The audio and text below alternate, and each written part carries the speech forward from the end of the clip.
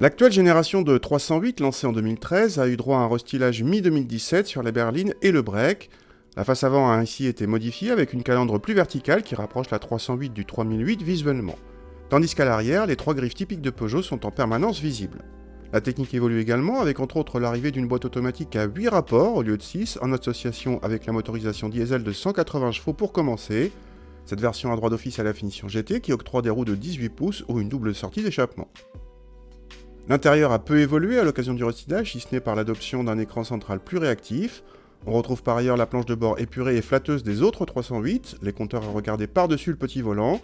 Ceux-ci peuvent changer de couleur en mode sport avec la touche située juste derrière le levier de vitesse. Ce dernier adopte un nouveau design plus moderne, la touche M permettant d'accéder à un mode manuel. À l'arrière, pas de nouveauté, l'habitabilité pour les passagers reste moyenne pour la catégorie, mais le coffre fait partie des plus généreux.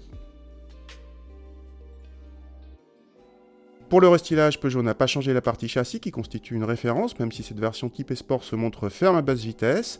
On retrouve donc un comportement dynamique, un train avant mordant et un compromis remarquable sur route. Le bloc diesel n'a pas changé non plus et octroie de bonnes relances, même à haute vitesse. La nouveauté vient donc de la boîte à 8 rapports qui se montre plus rapide que l'ancienne dans les passages de rapport tout en restant très douce. Sa gestion progresse également et on a toujours l'impression de se trouver sur le bon rapport. Peugeot annonce une baisse de consommation entre la version 6 et 8 rapports, mais nos mesures indiquent que l'appétit n'a pas bougé, ni dans un sens ni dans l'autre, et reste légèrement inférieur à la moyenne de la catégorie. Côté tarif, Peugeot a ajouté 350 € en moyenne selon les finitions, mais notre modèle GT HDI a augmenté davantage pour frôler désormais les 36 000 €.